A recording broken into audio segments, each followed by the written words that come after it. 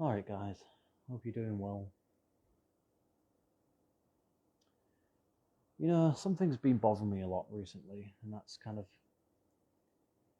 it's born out of loneliness, I suppose, really, more than anything else, and boredom with my life. Sometimes, we all have days where we reflect, reminisce on the past, and you kind of move on with your day, I suppose, and, it doesn't really bother you that much. But then, there's the other days where you kind of reflect a bit more harder and longer on things. It's whether it's old friendships, mates you used to have, times and places, things that have come and gone over the years, different stages of your life, different kind of, I suppose, different versions of yourself. And I wouldn't say that I wouldn't say that you necessarily kind of mourn them, but it's like you miss certain parts of yourself as you get older. And being someone that's already kind of quite a hardline kind of introvert anyway, I'm kind of, I suppose, prone to self-reflection and reminiscing and sort of looking back on the past and sort of analysing things through the the eyes of someone more mature now, somebody wiser than those versions of myself back in the day.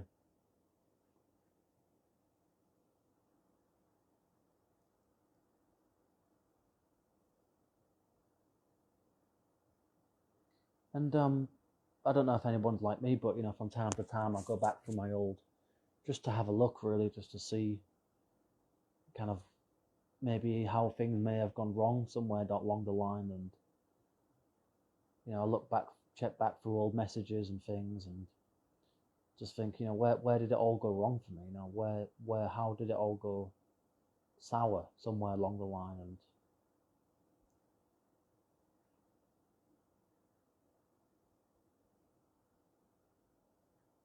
because I think it did somewhere, things kind of broke down, and I think trust and respect among people that I used to be quite good friends with, I think broke down over time.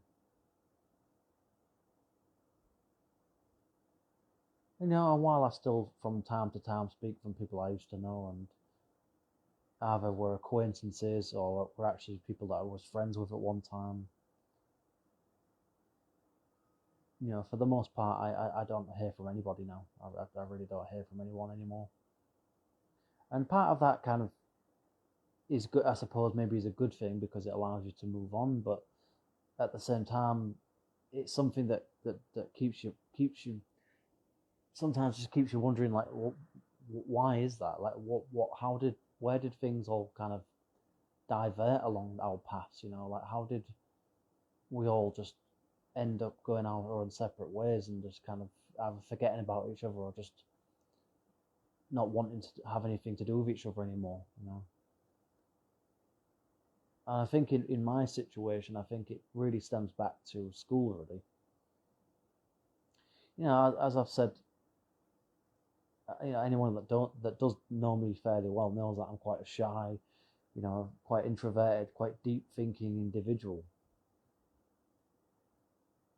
And I think because of my introversion and being overly sensitive, I suppose, as a kid, as a teenager, but more so as a kid, I think that essentially kind of was off-putting to a lot of people. And I think that's probably why I didn't end up with, I didn't really end up with a ton of friends, really. Like I was never really the popular kid. I've never really been that the popular one, the main guy in the friendship group or anything. Not that I'm aware of anyway. I was certainly, I suppose, likable to some extent, but I was certainly never the kind of go-to guy in the school for anything, really.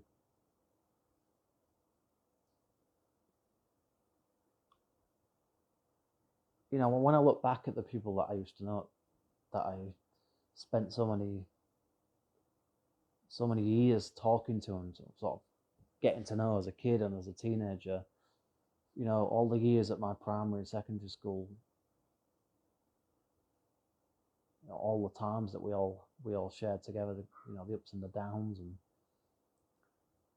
you do have to just remember that was just a period of your life. Sometimes those were your formative years, and those, while they were certainly important years of your life, they're also years that there are certain things that bond you together. And for a lot of people that I was good friends with for a period of time, that was school. That was the years from being sort of like 4 or 5 years old, from nursery.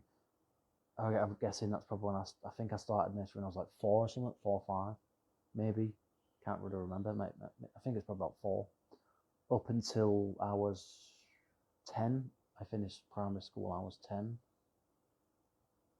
So from like 94 to 2001 were my primary school years, and then secondary was from 2001 to 2006. And some of the people that I knew from primary school, and they also went to the same secondary school that I went to, and so we kind of got to know each other a bit better, I suppose, in different ways as we grew up a little bit more. But then just somewhere in the late 2000s, early 2010s, a lot of that stuff just broke down, kind of just like overnight, really. And I accept that part of it, I think, probably in the end was down to me, because there was one event, essentially, I think, that kind of broke off a lot of connections with people, and that was the time that I was supposed to get married to my ex-partner, and she called it off at the last minute, and it wasn't my fault. She didn't want to get married, and so I didn't have any other choice but to call everything off, which was, in the long term, it was the right thing to do, and I'm glad that she did do it for various reasons. But at the time, it wasn't a good move, and it really, that essentially kind of sabotaged a lot of sort of already kind of struggling connections with people anyway, because of the period of life that we were all in at that time. And we were all in our early 20s then, barely out of our teens, and still growing, still maturing, and but obviously still very immature as well. And it just, I really think that was the kind of final straw for some people after that. They just didn't trust me anymore. I think they just felt I was just messing them about, and I did, if I'd have known that was going to happen, I wouldn't have ever asked them to come to the wedding. But obviously I didn't know that. I had no idea that was going to happen. But I just think also that I was probably just too introverted for my own good, maybe. But that was just who I was. That's who I am as an adult. I am an introverted individual. And it's like, the thing is, at school, I was friends with more extroverted people, or people that were kind of a bit in kind of both camps, really. But I think really, for the most part, I tended to mostly surround myself with kind of more extroverted people, I suppose, because it kind of, I don't know, I don't think it was a kind of like conscious thing, but I suppose on a subconscious level it was. I kind of felt like I was in the shadow, I suppose, like the attention was took away from me. But it was never like an intentional move or anything. It was just like those friendships formed naturally. Like, I remember, like, really, when I was at primary school, like, my first real friend was David Hulton, a guy called David Hulton, or as he was called, David Fleeton. I've mentioned him before. I think he was like the very first friend I ever had, really, at primary school. And that was probably when I was like 5 or 6 years old. I'm pretty sure, because I remember, like, I think I got an invite to his birthday party, when you used to get those 90s like little invite cards you used to get, and I got invited to his party, and that's how that kind of friendship started, really. And then after that, it was kind of, I think mostly kind of like, I think I kind of like I had a lot of like acquaintances at school. Like I never really was like I never really truly had any friends. I don't think at school apart from David, I suppose. Like I think everybody else was kind of just like you know you can't you were school friends. You know, you weren't actual friends. You didn't really see them outside of. You never really met them outside of school. You know, it's like you might see them from time to time, but they weren't really your friends. I think David was really the only real friend I had at primary school. But I suppose towards the end of primary school, I had a few more friends, but they weren't still kind of apart from like James Railton, I suppose, and maybe Raymond Spires. Just to think, I'm trying to remember now off the top of my head. You know, it was obviously over 20 years ago, but you know, I developed some more friendships as time went on. But I suppose I really only really had a very small handful of friends at primary, and I certainly had a lot more enemies than friends, unfortunately. And there was a lot of bullying during those years.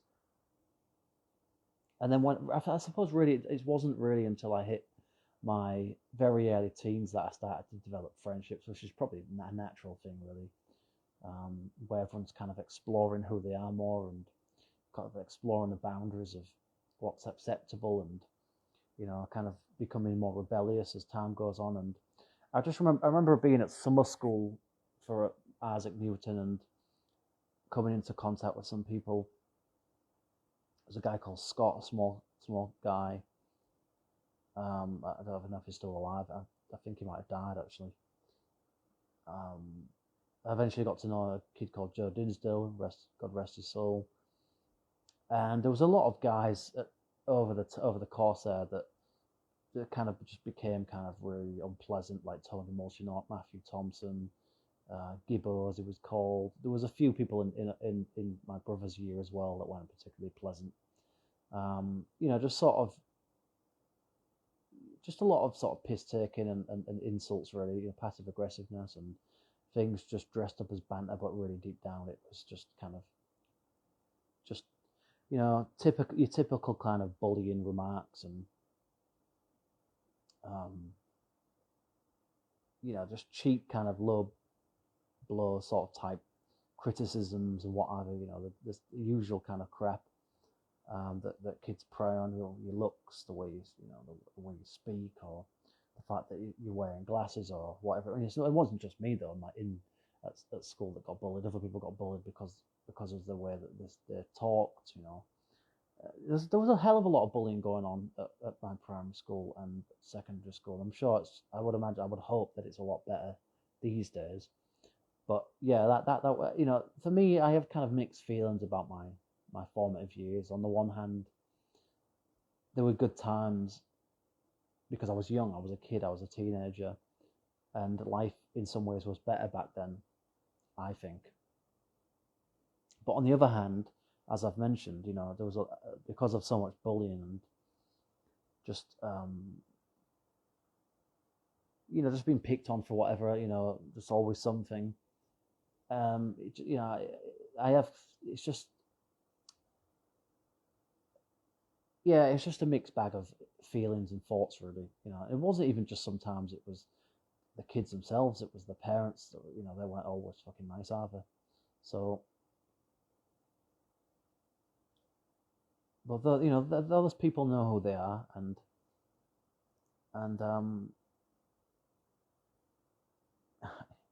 I just hope I never see them again. You know, I hate to say it, but there really were a lot of scumbags on my estate growing up. There really were.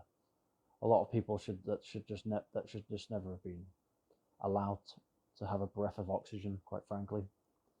Yeah, and I see these people's profiles on Facebook. You know, they've all got kids now, whatever, and you know, try and come across like they're all, you know, some sort of saints or something. You know, they're all changed and but you know that some of these people have had addiction problems with, you know, probably been in and out of jail. You know, probably had all sorts of problems and what have you. It's like I don't even have to know. It's just you just know without knowing. Like I don't know the exact details of these people. I don't really care, but I'd imagine that some of them have kind of led lives that's pretty predictable, really, given the way that they were growing up. But I think also you have to. I think in terms of like looking back at my life during those years and just thinking about school in general, it's a highly controlled, authorized situation for 5 years of your life. You don't really have any. There's no. You don't really have any control or empowerment or say about being at school. It's just a case of you get put in a school, and you're forced to kind of tolerate and make the best out of it for the next 5 years. And I think at Old Fleet I did try my best, but I accept that there were times where I was too reactive to things, and I probably didn't help myself. But the problem is, you grew up on an estate where you already had a lot of, antisocial behaviour. People want to be trying to be kind of, a lot of these kind of like plastic gangster wannabe types. A lot of these, just people with this kind of like prison-like mentality. This dog eat dog type thing. This kind of, just people kind of, just a lot of people like, playing the whole alpha male type bullshit. Just like, and forming hierarchies and forming groups and, just the usual kind of, typical human behavior really when people get involved with groups, and the kind of herd like mentality that comes in with things, and peer pressure to kind of conform because one or two of them in the group's seen as more respect than the others, and the other ones don't want to be kind of cast out of the group or whatever. And so a lot of people joined in the bullying and the insults and remarks about not only me, my brothers, my parents as well. And like I said, I just hope I never see these fuckers ever again. Because if I had my way, all of those fuckers would be 6 foot under by now. And I genuinely mean that. Because I hate every single one of those fuckers. And I'll hate them till my fucking dying breath.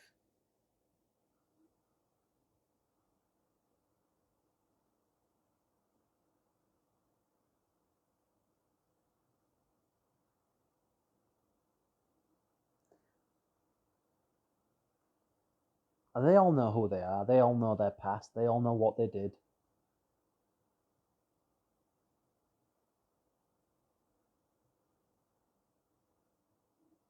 Things could have turned out so much differently. Things didn't have to be like that. It's like so many more friendships could have been formed. So many more happier times, happier memories could have happened.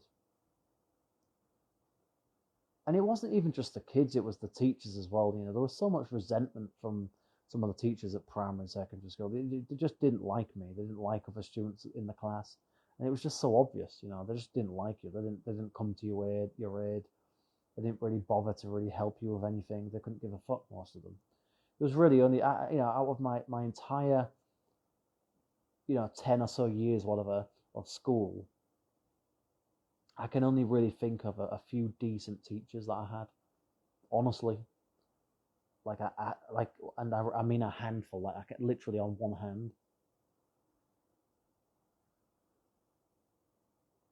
The rest were kind of either kind of mediocre, all right, tolerable, or just like damn right, just unpleasant fuckers. Overly strict, just incredibly boring, and they just didn't care about your education. They weren't there for you. They were there just to get a paycheck, and you could just tell. You could see some of them that were seething with resentment, and they didn't really want to be there, but they'd got settled into that life. It was an easy paycheck. And also some of them were getting close to retirement as well at that time, so they were just there to see it out really. I grew up in an area that was plagued by all sorts of issues: antisocial behaviour, social deprivation, lack of investment, low level crime, just kids, feral youths just running wild, and and the feral parents on drugs and alcohol, whatever, letting them get away with it. And it's weird because it's like, on the one, in some ways there was some people that on the estate that kind of had more kind of upper working class, almost middle class lives, really, and they've gone on to do have good lives. That some of them own businesses now, some of them are, I think, work in the NHS. Some of them have done all right for themselves. Whereas some of the other kids that didn't. It's just always the same kind of thing. That socioeconomic bracket, that influence from your parents is so vital when you're young, because it's essentially what sets you up for your entire life, really. You need that. You need to have good role models. You need to have motivation. You need to have some kind of ambition drilled into you from being young. Because I think that really that's the starting point for you to live your life as an adult in a functional way, because otherwise you just end up becoming you kind of end up living in a kind of really a non-existent life, as it really, in many respects, because if you don't have an ambition, if you don't have any real motivations as far as a career or a job goes, then you're basically left trailing a path of kind of exploration that might not lead you anywhere. You're essentially on a path where you're hoping to stumble across something, or you're just kind of living carefree and hoping that something's going to pan out at some point, and often it doesn't. And so you just end up in this kind of no man's land life kind of situation, which is why I'm now. And I think a lot of people end up when they didn't really have any sense of who or what they wanted to be when they were younger.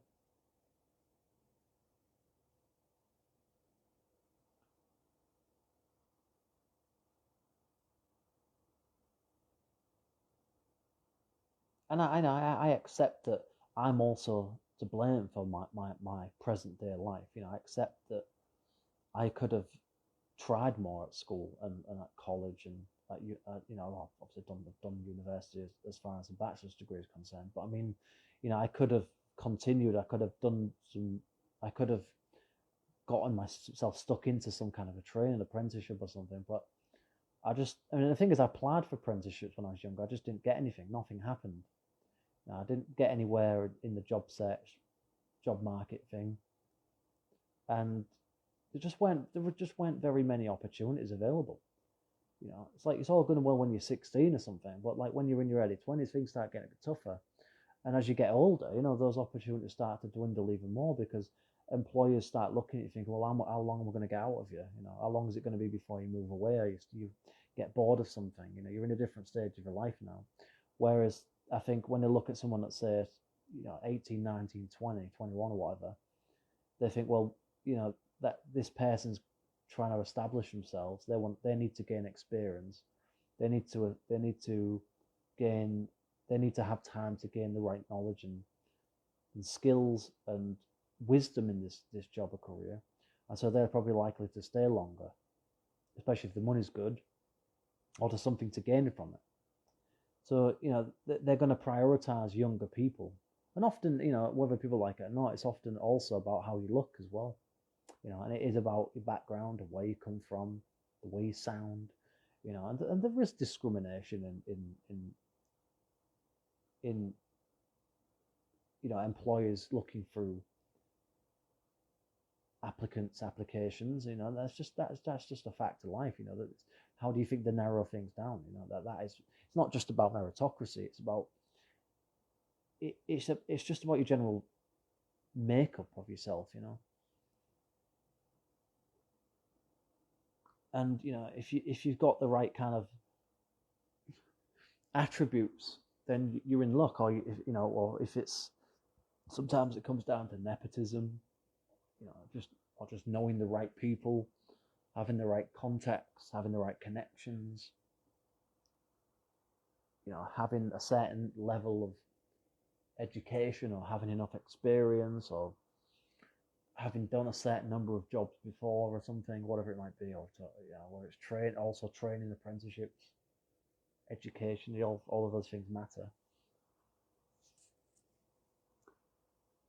And I just think, I think growing up, I just didn't have a direction. I didn't know where to go. I didn't know what to do with my life.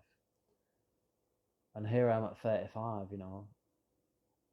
almost 10 years here in Thailand, now kind of in a spot where I don't know what to do with my life now. I don't know where to go. I don't know how to change my life. I don't know I don't know where to go from here. I feel stuck, and that's probably sometimes why I kind of reflect upon the past sometimes, because I haven't got anything in the present to focus on. I haven't really got anything in the future to focus on. I'm not preoccupied with anything, which is, it just leads you into kind of toxic mental habits, really. I'm not saying it's dysfunctional to focus on the past, but I think there comes a point where it's like when you start obsessing over it, when you start, when that becomes your entire occupation, mentally speaking, then it becomes a problem.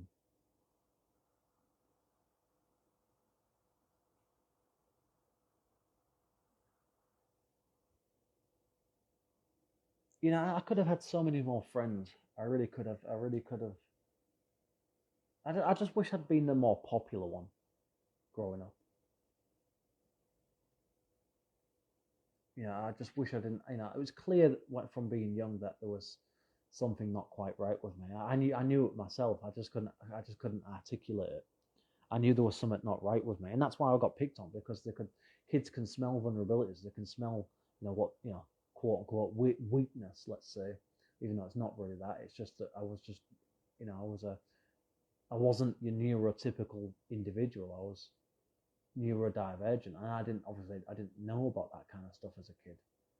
I didn't know whether I was sort of, if I had any kind of like, I don't even know if I really necessarily believe in like ADHD or that kind of stuff, or autism or anything, but it may very well have been the case that I had some kind of mental health like issues. But I knew there was something wrong with me as a kid. I knew there were things weren't quite right with me, but I didn't know what it was. I had no idea about it. And certainly when I was at secondary school, kids could see things, and I already knew I was self-conscious. I had some kind of like tics. I remember I used to do this thing with my arm again and again. It was just like, I don't know. I knew there were things wrong, some things that were not quite right with me, but I guess I didn't really want to admit it, and I didn't know what it was anyway. So I don't even know I suppose I didn't have the confidence. I didn't really want to admit there was something wrong with me. I didn't want to have to say, yeah, I probably do need some kind of a mental health, assessment here or something. But I was just a kid. But I think some teachers knew something was off with me. I remember being at primary school, and I think some teachers kind of took a little bit of pity on me, even though I didn't necessarily want it. But I think they did, like Mr. Vokes, and when I was at secondary, Miss Green, I think. Even Miss Wilkinson at times. There was an English teacher, Nicola. I think her name was Nicola Mulqueen. I think, I can't quite remember. And I mean, she was kind of a bit two-faced, though. To be honest, I never really particularly found her that pleasant of an individual. I mean, she was all right, but she was, any chance she got, she was kind of taking the piss. But again, people say, well, maybe you're just too sensitive. Maybe you're right. Maybe I was. But it's just some of the things, just sort of trying to just bringing up. Like, I remember once, she was telling the class about her somebody in their family's christening or something like that at the church, because I used to go to my local church with my uncle at that time, and things like that were frowned upon. Things like that were kind of like seen as, what are you doing that for? in that kind of community, that kind of, that was the kind of general mentality, the lower class kind of mentality of people, this kind of overly judgmental, overcritical kind of, oh, why do you go to church? Why do you do that? Why do you do that? And I remember bringing it up in class once in front of everybody. It's like, oh, I saw you at church. I saw David at church. Like really? Or you think that's acceptable? Do you do you think that's okay? Just to embarrass me in front of everybody in the class? So you thought I forgot about that, didn't you? Didn't forget about it. A lot more. I've got a lot more things, a lot more memories in my head than people realize. I know a lot more about people than they realize. Trust me. I know a lot more shit than I let on. A lot more.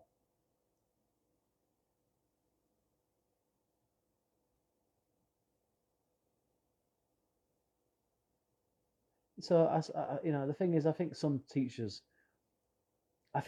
looked out for me. Some of them, a very small number of them. But I think a lot of them, they just saw me as troublesome. They saw me as problematic, especially when I was at secondary, especially those first 2 to 3 years. So I was always, the thing is, I was in a lot of trouble at primary school anyway. I was always getting into fights all the time, always arguing with people, always just trying to get on my nerves and trying to get a reaction, and I got it. And so that's that. It's just a vicious cycle because you react to it and they just do more of it. And so that, but I was just a kid. I didn't realize it. They just wanted the attention. They wanted to feel some sort of sense of control and power over you because they were just fucking insecure, pathetic little weasels. I remember once I was at this girl's house, Laura, and for whatever reason, this guy, older, I don't know how old he was, but he must have been at that time. He must have been, I don't know, maybe mid-teens or something. And I remember coming in the back garden, I just hitting me, and just whatever reason, I don't know. I don't know if I reckon probably Laura's dad probably told him to do it or something. He was a nasty little piece of shit. Fucking skinny little fucker he was. Laura was all right. I always had time for Laura and her sister Rachel. They were pleasant enough. They were nice. I didn't like her brother though. He was a fucking prick. And her father was a tosser as well. But her mother was all right. You could get along with her. She was nice enough. But it was always on a knife edge on living on that estate. It was always it was just always a matter of time before someone said something to you. Somebody was trying to get you. Someone was trying to bully you, or someone was trying to put you down, or get you into a fight or hit you for something or other. It was just always like that. It was just always it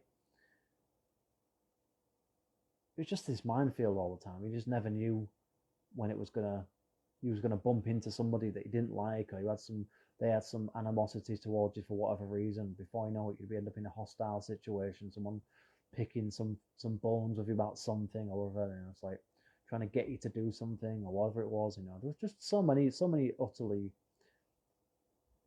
morally bankrupt, just pieces of just human shit, quite frankly, on that estate. There really were. I can think of quite a lot of people. Craig, Greg, Damien, even Danny sometimes. Paddy was a bit of a two-faced prick. I've mentioned Tony, I've mentioned Matthew. There were a lot of scumbags, quite frankly, especially on Preston Road. My estate was called Greatfield, and there was a major road that led towards Holderness Road, which led into the city centre. And there was just a few pricks really along Preston Road. There was a few tosses around Marfleet. There was some real garbage down Falcon Road, and some of them were just people that just latched onto other people, and they just joined in. There was just all sorts of little cliques, a little scumbaggery, feral kind of primitive, just human excrement, really. Quite frankly, some of them, just egotistical, full of their own fucked up sense of morality or something, whatever it was, and just full of scum. And in that way, I don't miss my youth. I don't miss my childhood, my teenage years. I miss my later. I think I miss my very mid to late teens, because that's when I think that's when I really started to stand up for myself. I think properly, and I started to be a bit more mature, and I wasn't so reactive to things. And also, I think that's probably the time when that was probably the closest time in terms of my friendships with like people like David and Ashley and Simon, I suppose, at the time. Those were good years, really. Like 2004 to sort of 2008, 9, 10ish. Those were probably the best years in many respects. But really, but even then, we had gangs of kids. Some of the people that I used to know from school were part of these gangs, and they used to come and just cause mayhem, and just your typical sort of antisocial behaviour. Slagging my parents off, throwing stones at the house, and picking on my brother for whatever reason. Coming and knocking on the door, and just being completely just reckless, just out of control. Just feral scum, just fucking rodents, really, utter rodents. In fact, I won't even say rodents have got better behaviour than those fuckers had.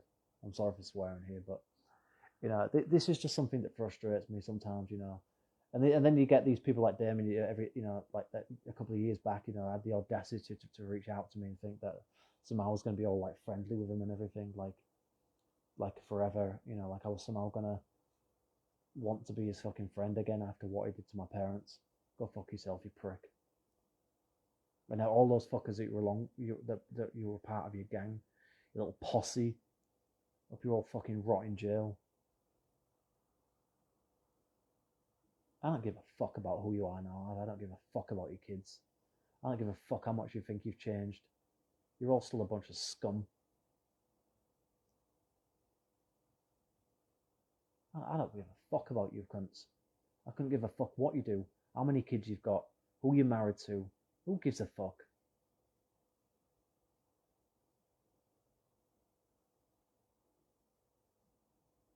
Damn right I held on to some resentment and bitterness towards these fuckers. That's what they deserve. I ain't going to forgive these people.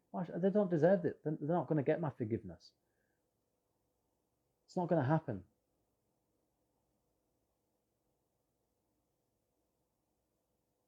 Coming to my house, causing mayhem, creating a scene, assaulting my brother Kevin, throwing stuff at the house, time and time and time and time and time again. Oh, it's hilarious. We're so clever, so funny.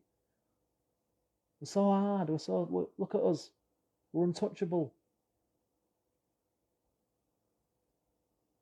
Yeah, but we're just kids. I don't give a fuck. You knew exactly what you were doing.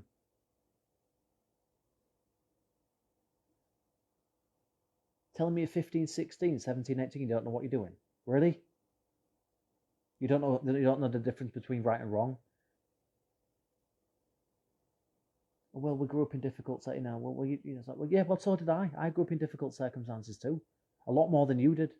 I grew up in a domestic abuse-ridden household. You didn't. Most of you didn't. So what's your fucking excuse?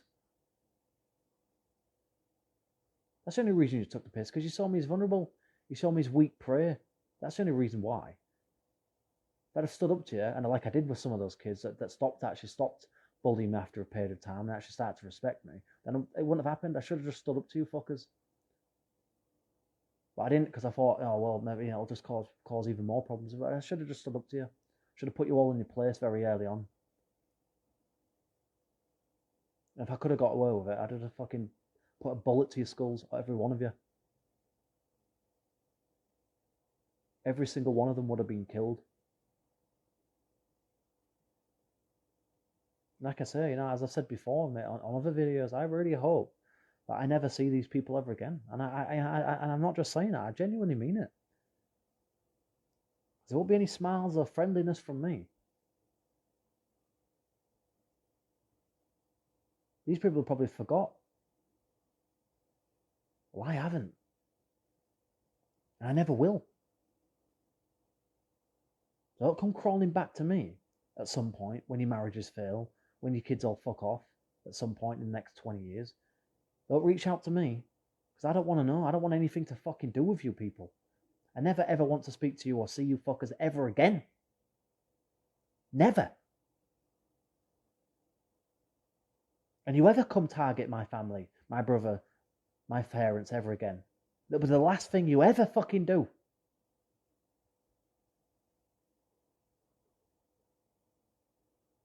And if I have to go to prison for 20, 30 years for sorting you fuckers out, I will.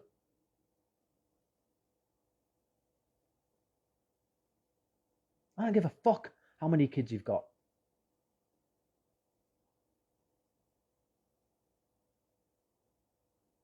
Why are you so unhinged? Why have you got a screw loose? Why are you so unstable?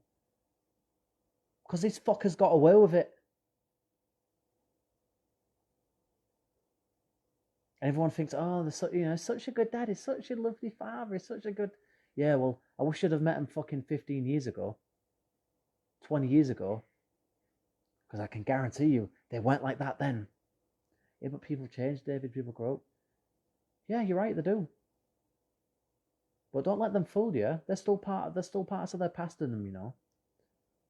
Don't think for 1 second that they don't get together from time to time, or they haven't over the years got together and, do you remember we did that today? Do you remember we did that? Do you remember we did this?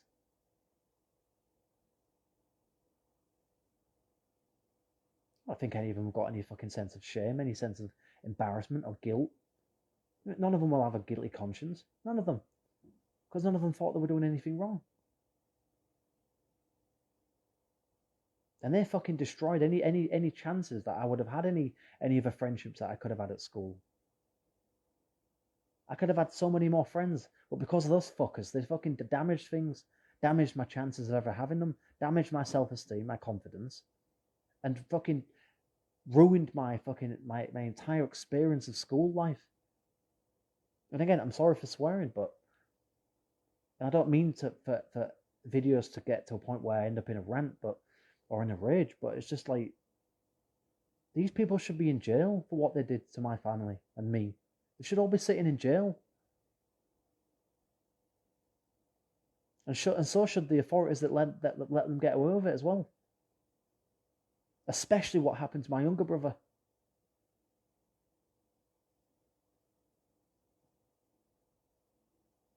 That state was full of some of the worst types of people you could ever possibly want to know. And you know what? Maybe some of them, a small fraction of them, do have a sense of guilt. But I'll tell you what, the silence is deafening, because not one single one of those people have ever reached out to me and apologized for it. Not a single person. That tells me two things. Either one, they've forgotten about it, conveniently, or two, they have no sense of shame. They have no sense of self-respect.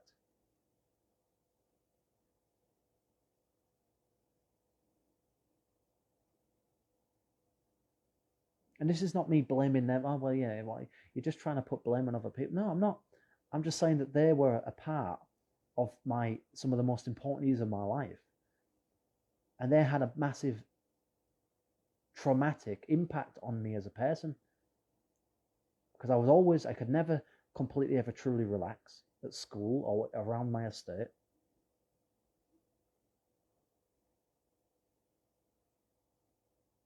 And it made my parents' life a living hell. Smashing windows,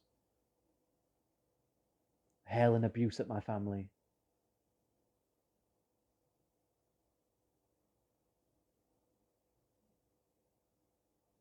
Yeah, but it was all a long time ago. I don't fucking give a shit.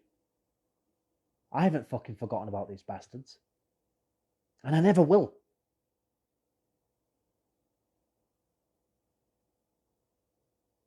And if any of those fuckers ever come across this video, unlikely, but if they ever do, get the message. I haven't fucking forgotten about you cunts. I haven't forgotten about you.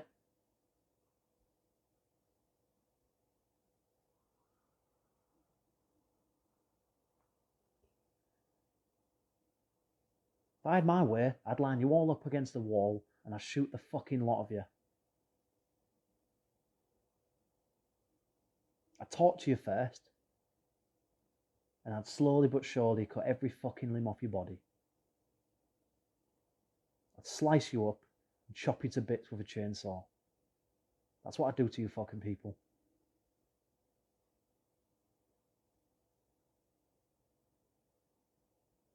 Resentment, bitterness. This goes far beyond that. This is pure hatred. I haven't got a single good thing to say about any of those people. Yet they'll go on with their lives, pretending that everything's okay, everything's normal, that they didn't do anything wrong. They were never tossers. They were never absolutely abhorrent human beings. Nah, of course not. David was too sensitive. He was too reactive. He deserved it. He brought it on himself. Was that your justification, is it? Is that your get out, is it? Is that your excuse? Is that how you make yourself sleep at night, is it?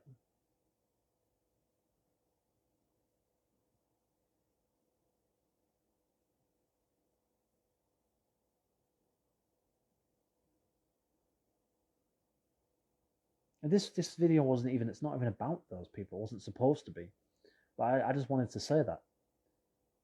Because one day I'm going to be gone. And if those people, if those fuckers unfortunately outlive me, I hope they come across this video.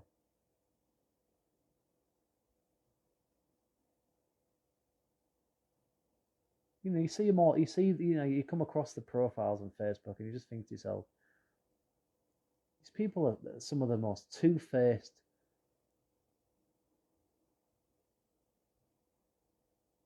just manipulative,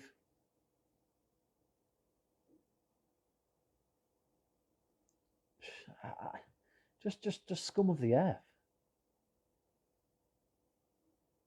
Trying to portray themselves as this, friendly, happy, family man type.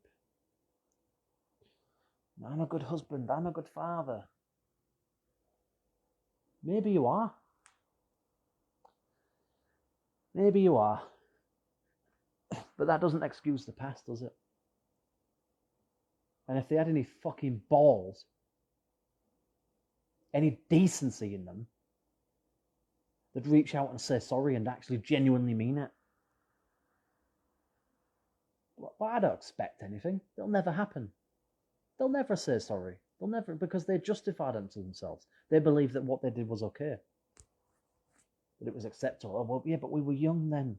That was a long time ago, Dave. You need to get over it. You need to move on with your life. I have. But from time to time, things come back to you. And you need to address things. Because that's how life works. You have to deal with trauma. You have to accept it. You have to confront it and accept that it's real. And then you have to own up to your part in things. If anything you did made things, maybe you didn't help yourself in some ways potentially, and accept that some things are out of your control, that you couldn't do anything, and some things weren't your fault, and that's what I'm doing. But also, it's a part of moving on by being able to talk about things properly and openly and get those emotions out.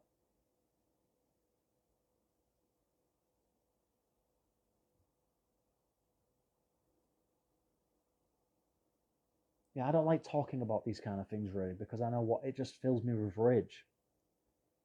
It's just one of those fiery rages that just makes you want to go out there and just buy a fucking AK-47 and just find out where these fuckers live and put fucking a couple of bullets in these people's skulls, which I would be quite happy to do. I wouldn't care. It wouldn't bother me. I'd die in peace. To me, that's revenge. That's justice. At the very least, they should be in jail. Well, they'll never have any sense of guilt or shame about this stuff. Never. Because that's not the type of people they are. You're talking about a mixture of sociopaths and psychopaths, really.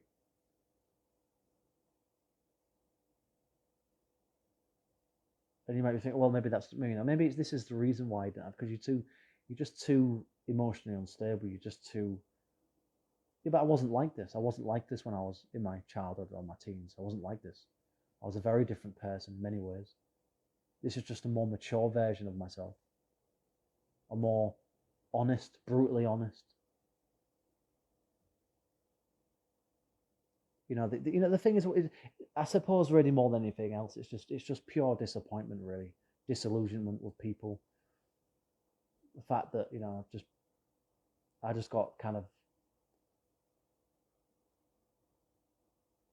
I was just got treated like crap, and so many people joined in with it because it was easier for them to do so. And this is not some, oh, I'm a victim, I'm blah, blah, blah, oh, I'm looking for self-pity or attention. Not at all. I don't want your fake ass sympathy. I'm not looking for any self-pity,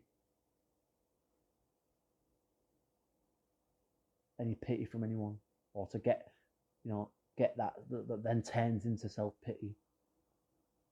Just laying out the truth, laying out the actual reality of how it was, what my life was really like 15, 20, 25 years ago. Wasn't very fucking pleasant, let me tell you.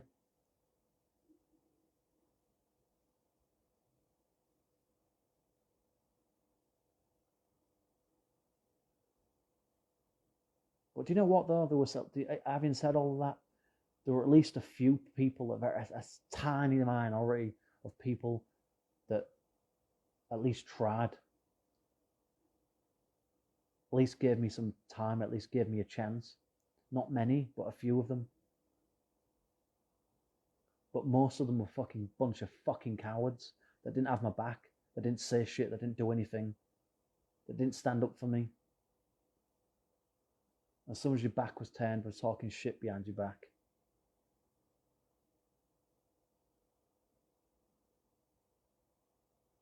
So damn right, yeah, I am angry at the world sometimes. I'm pissed off. I am disappointed with life. I'm disillusioned with life. Because a lot of shit's happened to me over the years. And I have every right to express myself openly and honestly about my life on my own platform. And if people can't accept that, then I'm sorry, but then, maybe you should just go elsewhere.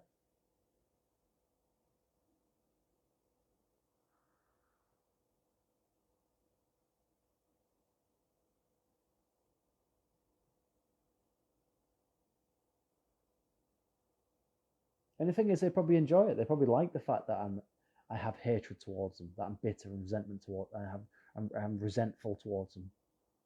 They probably get off it. They probably thrive on it. But you know what, though? At the very least, all I can say is this: is my conscience is clear. I'm not going to die with regrets in this kind of regard. I did my bit. I tried to be a decent friend to people. I tried my best. And anybody that I was ever not pleasant to, I've apologized to time and time and time again over the years. I've said my piece. I've done what I could. I tried to maintain contact with people, tried to reconnect with people, but you know what? They just weren't interested, and in the end, they didn't want to know.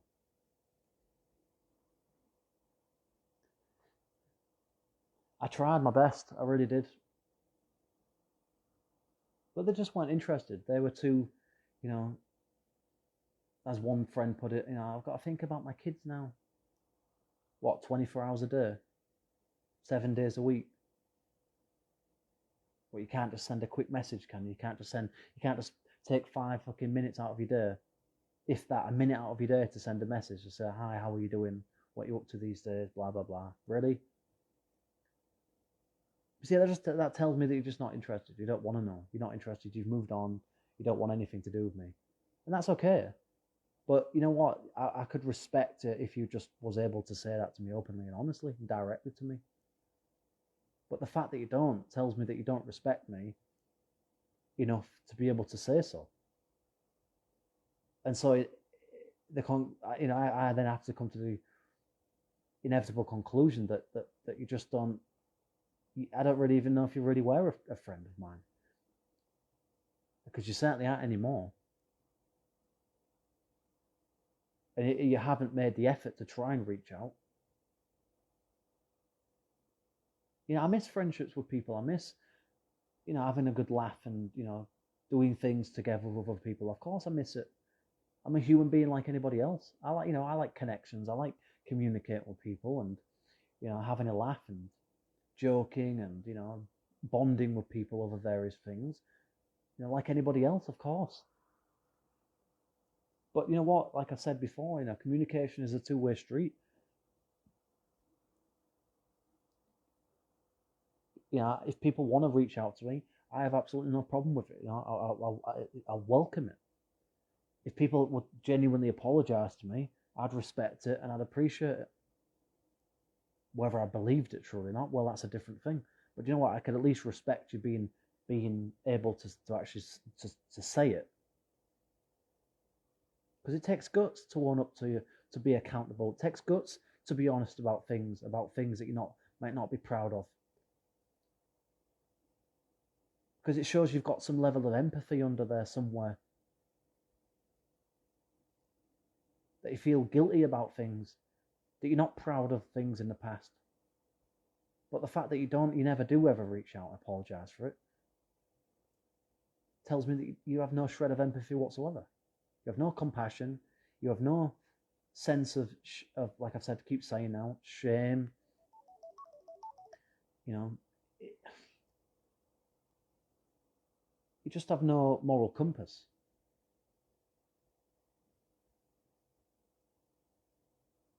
Which is a shame, a real shame, because I would have thought by now at this point that, you would be mature enough to be able to accept your part.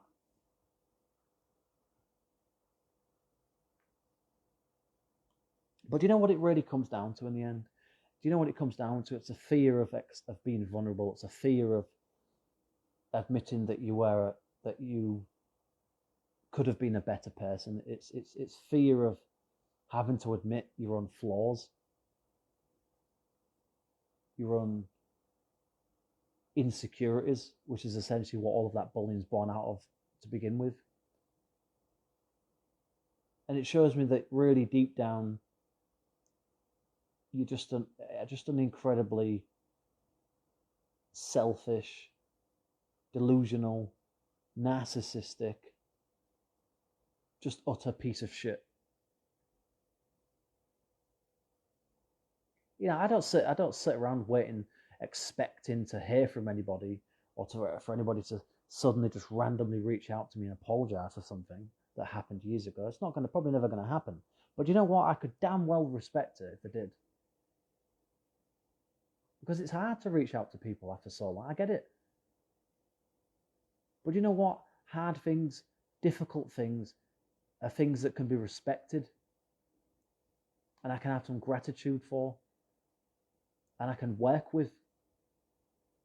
But when you've got no closure, because people are too cowardly to be honest and tell you the truth, then you're left in a state of limbo where you wonder, well, is it because of me? What did I do? What did I do? Whether it's friendships breaking down, whether it's, like I said, people taking advantage of you, bullying you, manipulating you, assaulting you, using you for something.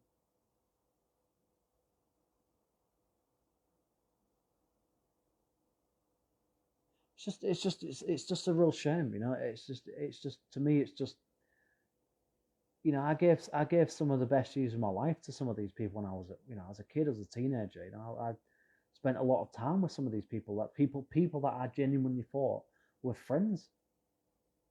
People that I thought I'd still be friends with 20 years after school, after finishing secondary school, and here I am now, and I barely speak to anybody besides 3 people. And even then, it's not very often. And I'm not just trying to complain. I'm just that's just a harsh reality of it, And yet some of these people have got, 100 or 200 friends, 300 friends of them, and yet I've got nobody. I've got nobody ever bothers. Nobody. And yeah, I get that people's lives change and people move on. Kids get in the way of things, and partners kind of throw a spanner in the works in certain ways, and I get all that.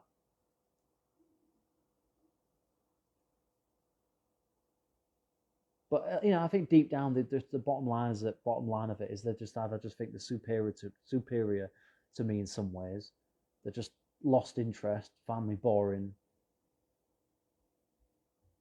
or just never really liked me to begin with. And leaving school and all that was just a good excuse to not have to bother anymore. It's just because let's face it, when you're at school, you're kind of forced to kind of get along with people as best as you can and to form friendships anyway to kind of get through it, to kind of form allegiances and protection in some sort of sense, I suppose.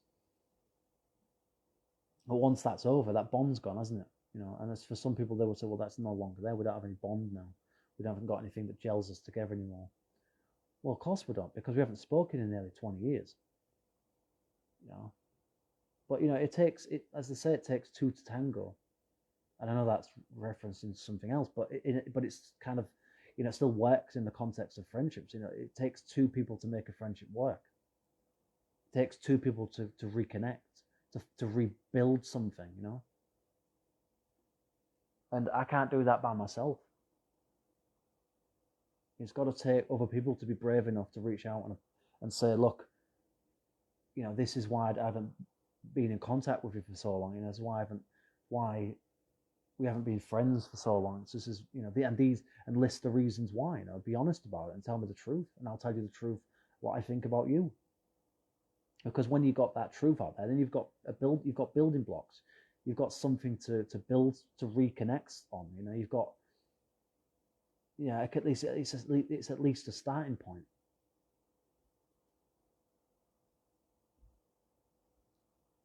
But for some people, it's just too convenient for them to not bother. It's people are just lazy. They just get stuck in their ways, and they just get too caught up and awkward with everything in the end, I think. And they just get to a stage where I just think it's just not worth bothering with. We've got, what would we talk about? What would we reconnect over? How long would it be before the conversation dries up? Probably. But at the end of the day, you just don't know until you try, and that's the problem. Is that other people just don't seem to want to try. It's like, I mean, do you really just not like me that much? It's like what it is. It's like, and I'm not a pushy person, but it's like, all I'm saying is like, well, don't come back to me 20, 30 years down the line when we're old and grey and bald by that point, because all your kids are fucked off and you're suddenly lonely because you're not going through a divorce, or you've been through a few divorces by that point. You want to suddenly reconnect with your past.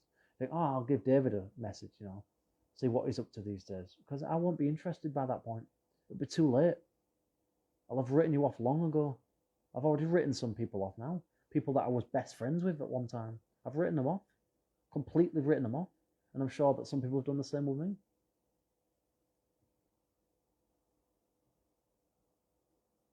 If I had my way, I'd go back 20 years, 25 years. And I would have done a lot of things differently. I would have changed a lot of things. I would have tried to forge a lot more friendships with people.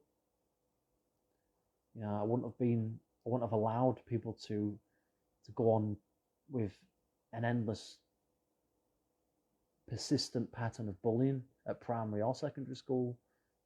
I would have shut it down very early on. But because I wasn't the biggest, kind of bulkiest kid in the school, I was a skinny,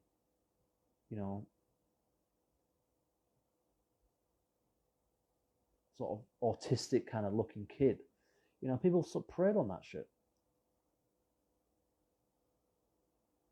And they'll all come back and say, oh yeah, it was just banter, so, it was just having a laugh really. So it's just a joke, It was just kind of teenage banter really. It's like, but it wasn't though, was it? But it wasn't really, or was it? Come on, it wasn't banter though, was it really? Let's have some fucking raw honesty, shall we?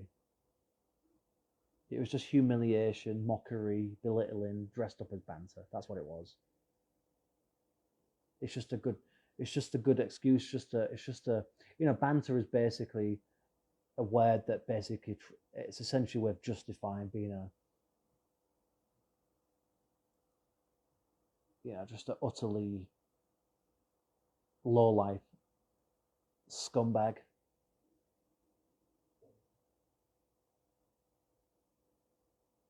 Because as they say, there's a difference between laughing with people and laughing at them. And we know that for the vast majority of these people that I knew, the latter was the truth, not the former. All I can say is this: I hope these people, I hope at some point, if they ever do develop any sense of conscience, all I can say is that I hope that eventually this eats them up at night. I hope it does. I really do. Maybe it already has for some of them people. I hope it has. But then again, if it had, you would expect them to come and apologize at some point. But maybe I'm just expecting too much. Maybe I just have too many high expectations from people that are just too clearly just vastly inferior to me in terms of maturity, emotional maturity. But like I said, because they think that there's somehow that's all kind of being written off because they're a family man now. That's what it is. Not in my books.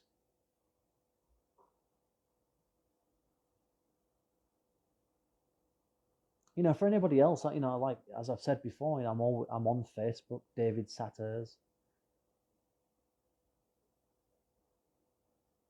You can always find me on there. If you suddenly develop the guts and bravery to somehow message me someday and open up and tell me the truth, I'm always, I'm welcome. I welcome that. I'm open to that. I would appreciate that, and like I said, I greatly respect it. But I don't hold out any hope really, and I'm not gonna lose sleep over it.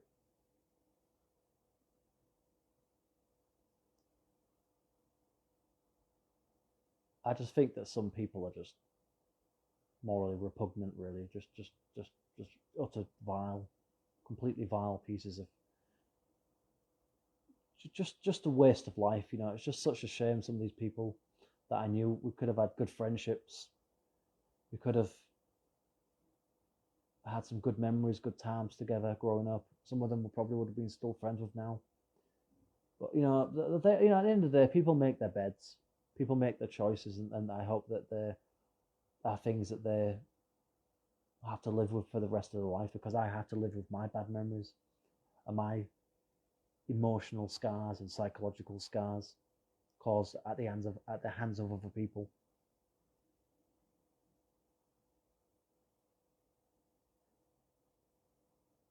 I never said I was perfect. I never said I didn't certainly probably contribute to certain things in some ways, indirectly, unknowingly, I suppose. But I certainly didn't deserve what happened to me, and my family didn't deserve what happened to them either. They didn't deserve the social humiliation, the targeting, the stigmatization, and I certainly didn't. And for that reason, like I said, it's like I want to keep going around in circles here, but ultimately, I don't think I could. I don't think I can truly ever forgive them. And so maybe it's for the best that they don't reach out to me. I wouldn't mind if they did, I suppose, but if they're expecting me to just forgive them overnight, it's not going to happen, if ever. I'll take what they say on board, but until they actually reach out to me and stand up and have some sense of responsibility and accountability for once in their goddamn lives, then no progress can be made. And you might say, well, yeah, but maybe you should forgive them because that empowers you. I don't think it does. I think that's a coward's way out. They don't deserve that forgiveness because they haven't earned it. Forgiveness should be earned, just like respect, in my opinion.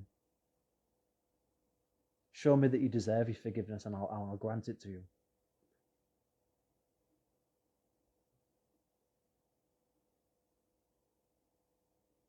But as I said many times about various things, silence is deafening. It really is. So many people I knew, so many conversations, so many laughs, so much time hanging out with people I used to know back in the day. And what was it all for in the end? What was it all for? 20 years on.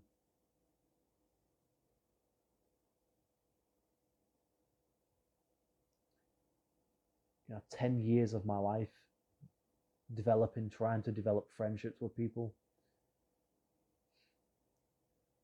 For what?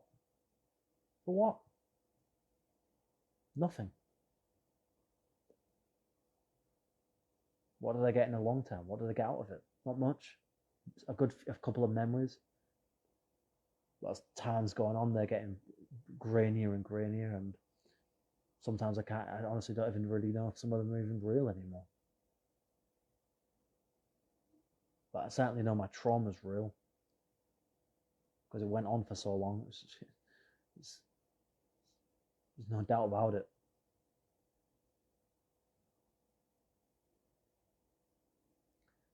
Yeah, I think most of all, I think really the thing that bothers me is, going back to what I said at the beginning, it's just the loneliness. I think and it's born out of disillusionment with my past and people in it, disappointment with a lot of those people, and just a sense that I just wish things could be undone. I just wish things could have panned out differently. That's all.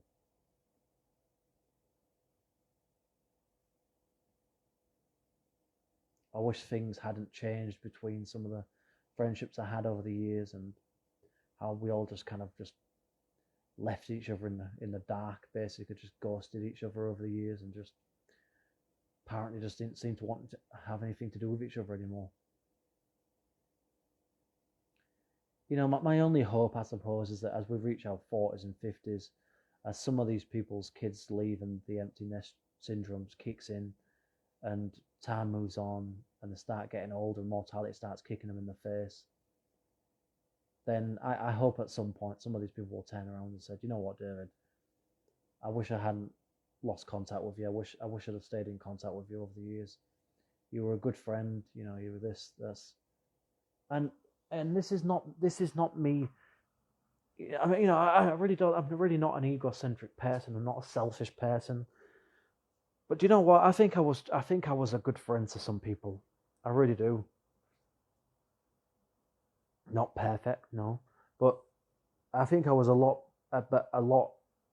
more mature for my years at the time than some people realize. I was probably a lot more mature, advanced maturely at 15, 16 than some of my friends were.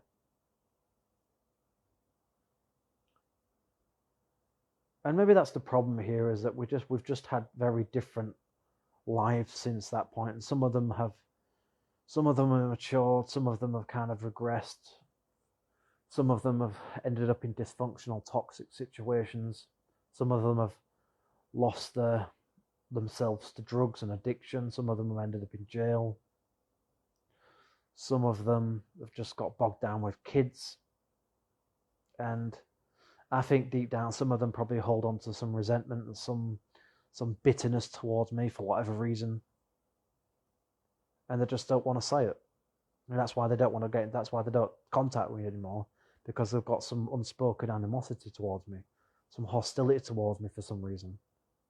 Well, you know what? Maybe if you told me what it was, maybe we could work past it. And some people might say, well, why are you so desperate to reconnect with people from your past? Because they mean something to me. This is not me saying, oh well, I absolutely need to have those people in my life. Of course not. If I never hear from most of these people again, then it doesn't really, like I said, I don't lose sleep over this stuff. But it is something that, from time to time. You do ponder on the ifs and buts in life, and you think to yourself, well, where did everything start to become dismantled? Like, where did everything start to go wrong? Because some people I knew from school, they've got hundreds of friends, and a lot of those people I knew from school on their Facebook, and yet here I am with hardly anybody. So what went wrong? How did I end up here? What did I do? Like, how was it? Just because I just wasn't popular? Was I not liked enough? Was I not interested enough? Clearly something went wrong along the way, and I accept that, of course, life gets complicated and things change over time, and all that. I understand all that. I'm not blind to the natural progress of life and how friendships can disintegrate and change over time. But the thing is, I suppose really it's more kind of boils down to a lack of closure with some people. Ex-flames, old friends, old mates. And that's, I suppose, what bothers me is that lack of closure, not knowing the reality of it. Why don't you ever contact me anymore? Like, what did I say? What did I do that's clearly made you decide to not bother with me anymore? I suppose for some of them it's just that they were never really kind of my friends. They were more acquaintances, really, more than anything else. And probably it's down to the lack of things to bond over. Because, for most of those people, they've all got kids. I haven't got any kids yet. And so they probably just say, well, we haven't got anything in common anymore. Well, do you know what? The thing is, if you never actually reach out and try, well, you wouldn't know that, would you?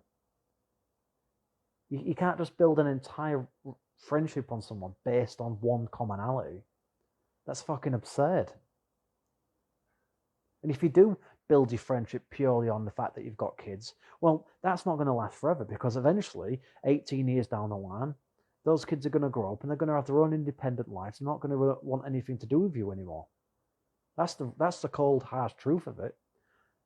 So you better build friendships based on other things. But you know what? I suppose at the end of the day, it's like, I've tried. I really have with so many people. I've reached out to people. I've done my part. I'm at peace with myself in some ways. Yes, I would like some closure, but you know what? At the end of the day, I did my bit. I did my bit time and time again. If they're not gonna do their bit, then I can't change that, and I'm not gonna push for it. I'm not gonna come across as desperate or needy, or I'm not gonna fling myself on the floor and crave for your attention or your connection. It's not gonna happen. But if you willingly want, if you actually genuinely want to have some kind of a connection with, then you better fucking reach out and play your part in it and put some effort in. Because if not, that's it. Life's going to change for those people at some point. And at some stage, they will start to reflect on their past. And this is not me. This is not some kind of like guilt tripping thing or anything like that. Just before anybody starts thinking that, it's like it's like if these people want to contact me, good. If they don't, then fine, whatever. No one's obligated to do anything. No one, it's like, I don't feel there's no sort of entitlement or anything here. There's no sense of, oh, they owe it to me necessarily. But I'm just saying that, I think it would be a courtesy to at least try. If they were genuine, if they really wanted to try to reconnect at some point, then, we've got to start with the truth. We've got to start with some honesty. Because without that honesty, without that trust, without that respect, you just can't have anything. It doesn't matter what it is, a friendship, a relationship, a connection with your family member. You've got nothing without those things. And at the moment, I don't sense any of that from anyone, because, like I said, nobody contacts me. So that, to me, it kind of more or less tells me everything I need to know, really. But, the door's always open, as they say. It's always open. If you're willing to try, I'm willing to try. And if you're not, then, I've moved on with my life, but I'm just saying that, the opportunity is there if you want to do it. None of us are getting any younger, and there's going to come a point where, that ship will have sailed, basically. I don't want to cling on to these kind of things forever, and I'm not gonna.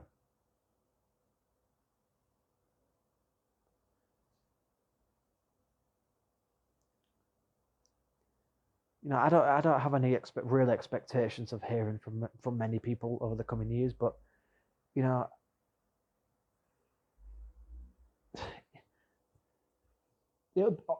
look, it would be a pleasant surprise if it did happen. I would love to hear from some people. If I'd be happy to hear from you. But at the same time, I'd want the truth.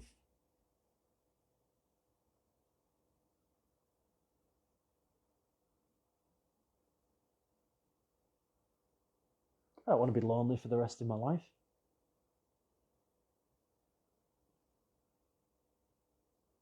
But I also don't want to be surrounded by fake people either. Or people that I think are playing games or manipulating me for some reason or other, or want something out of me but just don't say it. All I really want is just a genuine friendship. That's all. That's all I've ever really wanted. But for one reason or another, I just got tossed aside, apparently. Maybe that's the problem. Maybe I'm just too honest, too direct, too raw, too real with people. Maybe that's my problem. But I'm not going to sit here and apologize for it. It's just me. This is who I am. And you either accept me as I am or not.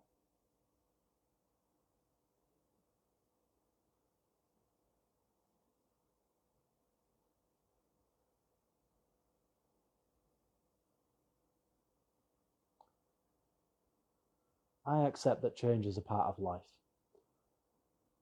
That things don't stay the same forever for all sorts of different factors, reasons. I get that. That's perfectly fine. And sometimes that's a good thing. But what's the harm in trying to reconnect with your past? What's the,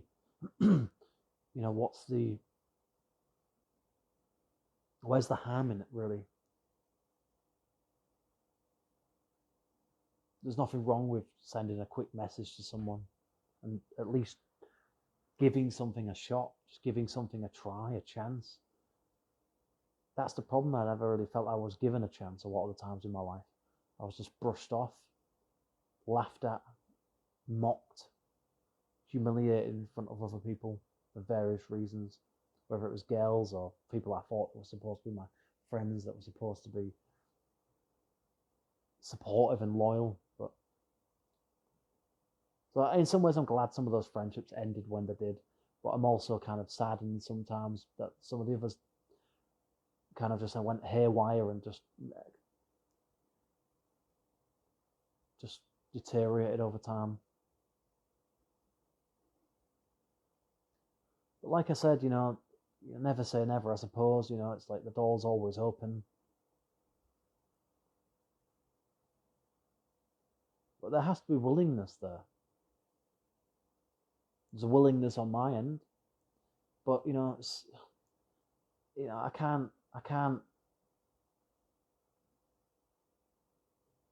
can't do anything by myself. I don't know what else to say. If people want to be my friend again, then you need to put in some effort. That's all I can say.